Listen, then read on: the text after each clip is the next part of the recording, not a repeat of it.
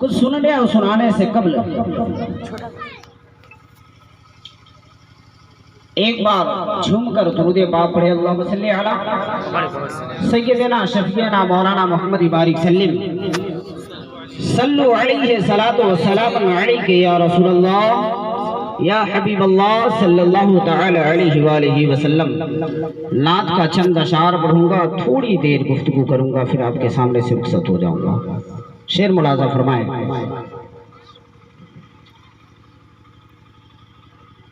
आरज़ू मदीने की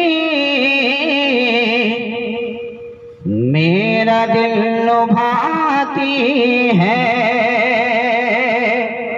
अगर वाकई में आशिक रसूल है, दीवान गाने रसूल है, तो दीवानगी का इजहार कीजिए। शेर मुलाजा फरमाए। आरज़ू मदीने की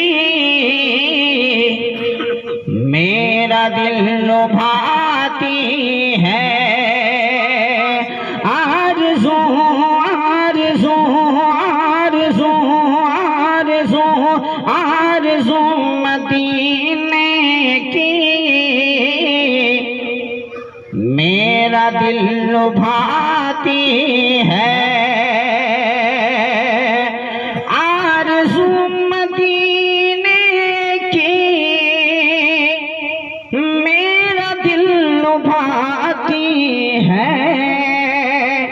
क्या करे गरीबी में बेबसी रुलाती है। क्या करे गरीबी में बेबसी रुलाती है। और ही बहुत ही खूबसूरत शेर। कहवटे कहवटे कहवटे कहवटे बदलती हैं, हसरतें मेरे दिल में। कहवटे बदलती हैं, हसरतें मेरे दिल में। गुलशन मदीना की जब भी याद आती है। गुलशन मदीना की जब भी याद आती है। और फुरकत मदीना में राहत भर मेरे मौला। आशिक रसूल की ऐसी ऐसी तारीखें हैं कि हुजूर को बिना देखे हुजूर से ऐसे इश्क कर बैठे थे, यहाँ तक कि वो अपने जान का सौदा कर बैठे थे। वो तारीख अभी मैं बताता हूँ, मगर वो तारीख जब वो मैं बताऊंगा तो वाकई में आप सोचेंगे कि यार कैसे हम दीवाने हैं हुजूर के, कि इस मैदान में बैठ कर भी अपने जबान को हिलाकर हुजूर के मोहब्बत में सुभान अल्लाह नहीं बोल रहे। अफसोस हो रहा है। वो शेर मुलाजा फरमाए। फुरकत मदीना में रात भर मेरे मौला। फुरकत मदीना में रात भर मेरे मौला। नींद मेरी आँखों में आती और जाती है। नींद मेरी आँखों में आती और जाती है। और ये भी बहुत ही खूबसूरत शेर। सुबह सुबह भी सुबह भी सुबह भी मदीने की, शाम भी मदीने की। सुबह भी मदीने की,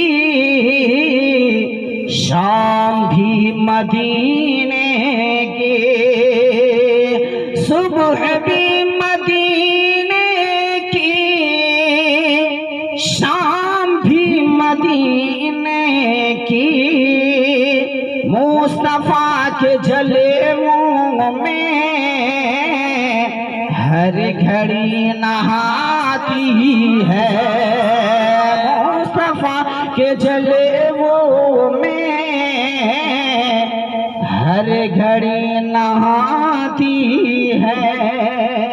اور گلاب کی خوشبو کو ہم اور آپ چاہے کئی مزارات پہ بھی ہم اور آپ جایا کرتے ہیں تو تبرک میں وہ گلاب کی خوشبو ملا کرتے ہیں، مگر کیوں لوگ صرف گلاب کی خوشبو، صرف وہی تو پھول نہیں، گیندے کا بھی پھول ہوتا ہے اور رجنی گندھا کا بھی پھول ہوتا ہے، دیگر پھول ہوتے ہیں، مگر صرف خصوصی گلاب کے پھول ہی تبرکات میں کیوں ڈالتے ہیں؟ وہ شعر ملاحظہ فرمائے، مل گیا مل گیا مل گیا محمد کا بوند بھر پسینہ تھا، مل گیا محمد کا بوند بھر پسینہ تھا، آج تک گلابوں میں خوشبو سگیاتی ہے، آج تک گلابوں میں خوشبو سگیاتی ہے۔ تو دیوان گانے رسول کی میں بات کر رہا تھا، اور عاشق رسول کے شان میں یہ میں کسی عاشق رسول نے یہ پڑھا تھا تو یہ عاشق رسول کے دل کی آرزو میں بیان کر رہا تھا، یہ ترنم میں بیان کر رہا تھا۔ اب میں آپ کو ایسے گفتگو میں بتانا چاہتا ہوں کہ ایک دیوانے کی بات میں کر رہا ہوں کہ لوگ حضور سے کیسے محبت کیا کرتے تھے۔ ایک دیوانہ بھوکرنا کا رہنے والا تھا، کہتے ہیں کسی شاعر نے کیا لکھا ہے کہ عدل بدل وہ ٹل نہیں سکتا، نبی نے جو کہہ دیا وہ ٹل نہیں سکتا، اور زندہ ویسے کرنے کی سنت کریں گے ہم، بن دیکھے مصطفیٰ سے محبت کریں گے ہم۔ حضرات محترم، سرکار ویسے کرنے رضی اللہ تعالی آپ رہنے والے کرنے کے تھے، اور حضور سے بے انتہا پیار کرتے تھے، بے انتہا عشق کیا کرتے تھے۔ وہ دیوانے کی بات میں کرتا ہوں کہ وہ اویس قرنی رضی اللہ تعالیٰ کے بارے میں مدینے کے تاجدار کیا فرماتے ہیں کہ اے عمر علی، کرن میں جانا، ایک میرا کرن کا ایک میرا دیوانہ رہتا ہے کرن میں، وہ کوئی صحابہ اس کے پاس جاتا ہے تو مدینے کا وہ بات پوچھا کرتا ہے، مدینے میرے بارے میں وہ خیریت لیا کرتا ہے، میرے بارے ہی میں وہ چرچا کیا کرتا ہے، وہ مدینے کا ہی چرچا کیا کرتا ہے، کہیں اور کا چرچا نہیں کیا کرتا ہے۔ وہ کرن کا ایک رہنے والا اویس میرا دیوانہ ہے، جس کی پہچان یہ ہوگی کہ بال گھنگریلے ہوں گے اور کرتے پرانے ہوں گے، زمانہ اسے دیوانہ کہے گی۔ اے عمر علی، جانا کرن، ایک میرا کرن کا دیوانہ رہتا ہے، اس کی پہچان یہ ہوگی کہ بال گھنگریلے ہوں گے، کرتے پرانے ہوں گے، زمانہ دنیا اسے دیوانہ کہے گی، اور جانا اور اسے کہہ دینا کہ میرے امتیوں کے لیے دعا کر دے گا۔ اور وہ جب رب کی بارگاہ میں دعا کرتا ہے تو رب کائنات اس کی دعا کو کبھی رد نہیں کرتا۔ وہ نبیوں کا امام، مدینے کے تاجدار، جن سے دعا کے لیے اپنے امتیوں کے لیے دعا کے لیے کہے، وہ اے مسلمانوں بتاؤ وہ کتنی بڑی شان والا ہوگا، وہ کتنی بڑی عظمت والا ہوگا، جن سے دعا کے لیے نبیوں کا امام کہے۔ وہ ایسے کرنی کا حال یہ تھا، ان کا عالم یہ تھا، حضور سے ایسے عشق کیا کرتے تھے۔ ایک وقت کی بات ہے کہ ان کی ماں نابینا تھی، بزرگ تھی، اپنے ماں کا پیر دبا رہے تھے، مدینے والے آقا کی یاد آ گئی، رونے لگے، زاروں قطار رونے لگے۔ اور جب رونے لگے ہیں تو ماں کیا کہتی ہے کہ بیٹے ویش تم رو رہے ہو۔ جب حضرت ویس کرنی رضی اللہ تعالیٰ عنہ کے چشمے مبارک سے جب آنسو جب بزرگ ماں کے پیر پر جب گرتا ہے تو ماں سمجھ جاتی ہے اور کہتی بیٹی ویس تم رو رہے ہو، بات کیا ہے بیٹے؟ تو حضرت ویس کرنی فرماتے یوں ہی امی جان میں رونے لگا۔ تو ماں کہتی بیٹی بات کیا ہے وہ تو بتا، رو کیوں رہا ہے؟ تو پھر حضرت ویس کرنی فرماتے امی جان مدینے والے آقا کی یاد آ گئی، میں رونے لگا، مدینے والے آقا کی یاد آ گئی، میں رونے لگا۔ پھر اس کے بعد ماں کہتی بیٹے تم تو میرے جیتے جی تم نہیں جا سکتے، مجھے مرنے کے بعد جب اس دنیا سے میں رخصت کر جاؤں گی تبھی تم اپنے یار کو، اپنے محبوب کو تم دیدار کر سکتے ہو۔ بیٹے میرے حیات زندگی میں تو تم جا نہیں سکتے، کیونکہ بیٹے جب تم چلے جاؤ گے تم تو چاند ہو، میرے جگر کے ٹکڑے ہو، تم تو میرے سہارے ہو۔ بیٹے جب تم چلے جاؤ گے تو میری خدمت کون کرے گا، اٹھا کر بیٹھائے گا کون؟ میں تو نابینا ہوں، مجھے کھانا کون کھلائے گا، مجھے پانی کون پلائے گا؟ بیٹے میرے جیتے جی تم اپنے محبوب کو نہیں دیدار کر سکتے ہو، مدینہ نہیں جا سکتے ہو۔ جب اتنا کہنا تھا پھر حضرت ویس کرنی رضی اللہ تعالیٰ خاموش ہو جاتے ہیں۔ پھر اس کے بعد اتفاق ایک دن اور ایسا ہی ہوا، حضرت ویس کرنی ایک دن اور اپنے ماں کا پیر دبا رہے تھے، مدینے والے آقا کی یاد آ گئی، رونے لگے زاروں قطار۔ پھر ماں کی ممتا پکارتی ہے بیٹے ویس تم آج بھی رو رہے ہو، بات کیا ہے بیٹے؟ تو حضرت ویس کرنی فرماتے امی جان اگر مجھے مدینے والے آقا سے مجھے اتنا عشق ہو گیا ہے، مجھے اتنی محبت ہے، مجھے اتنا عشق ہو گیا ہے کہ ہو سکتا ہے اس کے عشق میں، اس کے غم میں میں مر جاؤں، اگر حیات زندگی میں اگر اسے دیدار نہ کروں تو ہو سکتا ہے اس کے غم میں میں مر جاؤں۔ جب اتنا کہنا تھا تو ماں کی ممتا کہتی ہے بیٹے اگر مدینے والے آقا سے تجھے اتنا ہی عشق ہو گیا ہے تو جا اور دیکھ لینا کہ تیرا محبوب کیسا ہے، اور جانا تو مجھے بھی بتانا کہ تیرا محبوب کیسا ہے۔ جب اتنا کہنا تھا مگر بیٹے جب جانا تو صبح سے شام تک میری ساری ضرورت کو تم میرے سامنے حاضر کر دو، اور صبح کو نکلنا بیٹے اور شام تک میری بارگاہ میں حاضر ہو جانا، کیونکہ جب تم واپس نہیں لوٹو گے تو میری خدمت کون کرے گا؟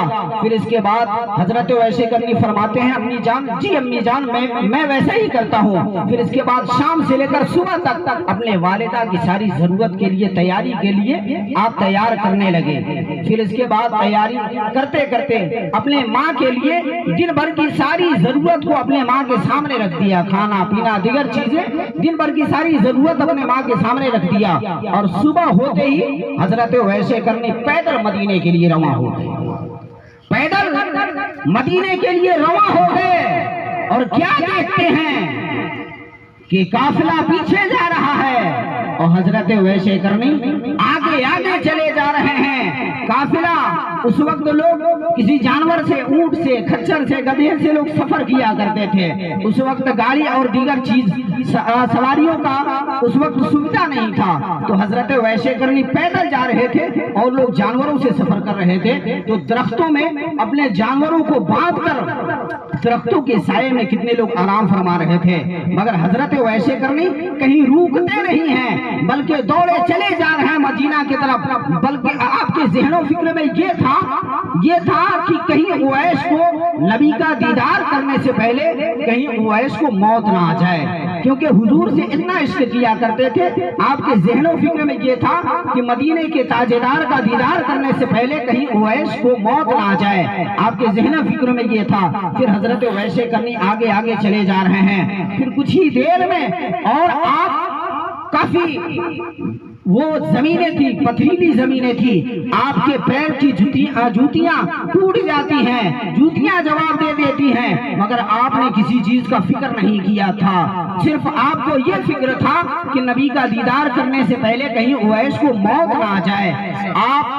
آپ یہ پھر اس کے بعد مدینے کی طرف جب رواں ہوتے ہیں تو مدینے کے گلیوں میں، جب مدینے کے شہروں میں جب پہنچتے ہیں تو وہاں مدینے کے سارے بچے دوڑتے ہیں اور کہتے ہوئے بچے دوڑتے ہیں، کہتے ہیں کہ دیکھو نبی کا چاہنے والا آ رہا ہے، دیکھو نبی کا دیوانہ آ رہا ہے، دیکھو نبی کا عاشق آ رہا ہے۔ اور حضرت اویس کرنی دیوانگی کا اظہار کرتے ہوئے کسی بچے کو گلے سے لگاتے ہیں، کسی بچے کو سینے سے لگاتے ہیں، کسی کے بچے کو پیشانی کو چومتے ہیں،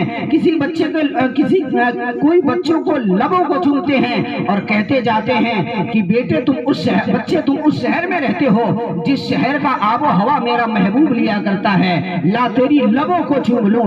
اے بچے تم اس شہر میں رہتے ہو جس شہر میں میرا محبوب رہا کرتا ہے، لا تیری پیشانی چوم لوں۔ اے بچے تم اس شہر میں رہتے ہو جس شہر میں میرا محبوب آرام فرماتا ہے، لا تیری لبوں کو چوم لوں۔ آپ کہتے جا رہے ہیں، دیوانگی کا اظہار کرتے جا رہے ہیں۔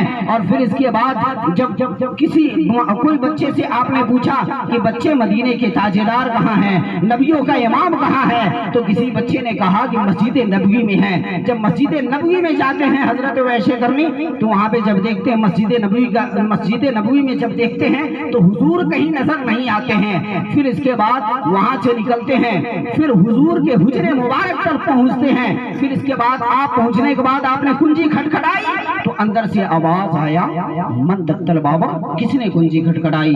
مومنوں کی ماں عائشہ صدیقہ۔ اندر سے آواز، مومنوں کی ماں عائشہ صدیقہ آپ کے حجرے مبارک میں تھی۔ جب آپ نبی کے حجرے مبارک کو کنجی کھٹکھٹاتے ہیں تو اندر سے آواز آتی ہے، من دقتل بابا، مطلب کس نے کنجی کھٹکھٹائی؟ تو آپ فرماتے کہ میں اویس نبی کا دیوانہ، میں کرنے سے چل کر آ رہا ہوں حضور کا دیدار کرنے کے لیے۔ جب اتنا کہنا تھا تو مومنوں کی ماں عائشہ صدیقہ فرماتی ہیں ابھی تو وہ مدینے سے کہیں اور تشریف لے گئے۔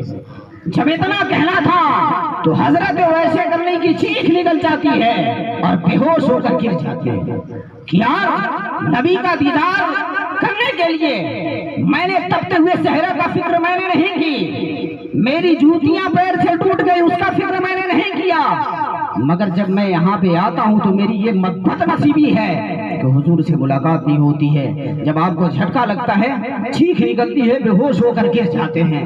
پھر حضرت اویس کرنی ہوش میں آتے ہیں اور پھر کہتے ہیں اے عائشہ صدیقہ، اے مومنوں کی ماں عائشہ صدیقہ، وہ محراب و منبر دکھا دو جہاں پہ میرا محبوب جمعے کے دن خطبہ پڑھا کرتا ہے۔ اے مومنوں کی ماں عائشہ صدیقہ، وہ بستر دکھا دو جس بستر مبارک میں میرا محبوب، میرا حضور آرام فرماتا ہے۔ اور اتنا کہہ کے پھر اس کے بعد آپ بتا دیتی ہیں، پھر عائشہ صدیقہ پردے میں چلی جاتی ہیں۔ پھر اس کے بعد کچھ ہی دیر میں حضرت اویس کرنی آپ کے حجرے مبارک میں اندر جاتے ہیں، اور جانے کے بعد حضرت اویس کرنی آپ کی کبھی محراب و منبر کو چومتے ہیں، کبھی آپ کے بستر مبارک کو چومتے ہیں، کبھی آپ کے بستر مبارک پہ اپنا سر رکھ کر زاروں قطار ہوتے ہیں۔ پھر اس کے بعد ساری چیز کرنے کے بعد پھر وہاں سے حضرت اویس کرنی نکل جاتے ہیں۔